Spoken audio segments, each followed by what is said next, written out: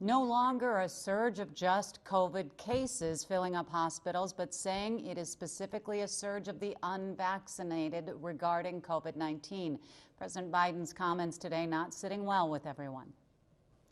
Members of the Project 21 Leadership Network on the national level called President Joe Biden's leadership into question today after he demanded vaccinations and made a renewed push for more testing to deal with the current spread of the COVID-19 Omicron variant. After President Biden's speech today at the White House, Project 21 and other national groups voiced concern and criticism over both the president's remarks, saying his unwillingness to pointedly call out how COVID panic pits Americans against each other effectively promotes discrimination against those who remain unvaccinated. Donna Jackson is with Project 21 and joins me from Washington to talk more about this statement that was made. And Donna, what particularly is Project 21 taking issue with regarding the president's statements? Well, I think there's a number of state issues. The first one is that it's our patriotic duty to get vaccinated, as if to say that people that don't get vaccinated are unpatriotic. And the thing that we should remember is that the highest demographic that doesn't have a vaccination is African Americans. So is he saying minorities are not patriotic because they choose not to be vaccinated?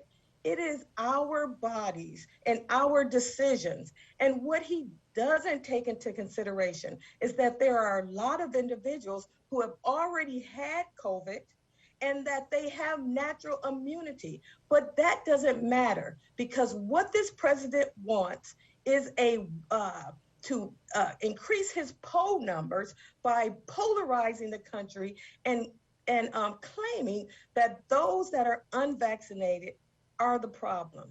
What he's creating is the new Jim Crow, as I like to refer to it. Okay, so what about the statements that we are hearing more about from either medical experts or political leaders who are criticizing unvaccinated for taking up the most hospital beds right now? This fear mongering needs to stop. The truth of the matter is that majority of the people that get the variant actually survive. There's a very small percentage that are actually hospitalized, and those are with pre-existing conditions. But they want to put fear in people so that they can micromanage and control their lives. There is not this huge spread of individuals that are in hospital beds, that are dying on the street. And you wouldn't know that from the tone of this president. This president has low poll numbers, and he wants to put fear in individuals so that they will think that if you get the virus, you'll automatically die. Listen, 18 people in my family got COVID. None of them were hospitalized. None of them died. And 3 of those individuals worked in the medical industry with COVID patients. So he's putting this fear in individuals. And the worst thing is that he's making Americans afraid of other Americans. And that's not right. He campaigned on this notion that he was going to unify the country, that he was going to be everyone's president, not just the individuals that voted for him, but individuals that didn't vote for him. And then what's the first thing that he does? Actually set Americans against Americans.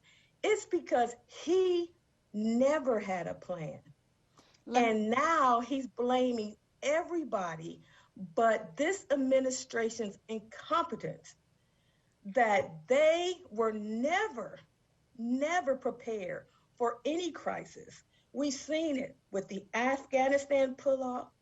We've seen it with the surge at the border. We see it with the escalating crime in this country.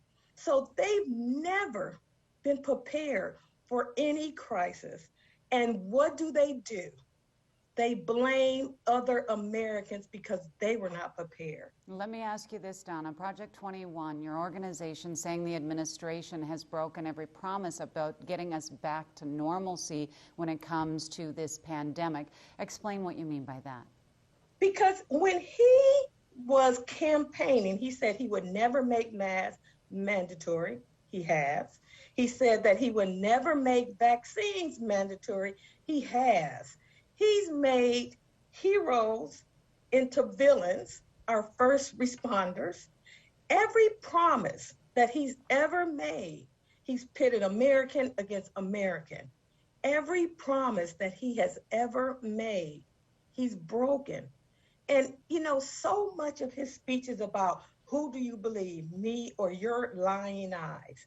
Americans have lost confidence in this president because we can't believe anything that he says. And so it shouldn't be hard to understand why the individuals that are not vaccinated are not getting the vaccine, because they're watching a president that left Americans stranded in a foreign country. So how can we believe this president? How can we have any confidence that this president has our best interest in mind? Because we're watching inflation, double-digit increases, families are struggling, and this president has done nothing but blame other people. All right, Donna, Project 21 has a website. We'll put a link to that with this interview on our website tonight. So if people want to look into and see more about what your organization is all about, we will have that available. I do very much appreciate your time, Donna. Thank you. Thank you so much for having me. We'll be right back.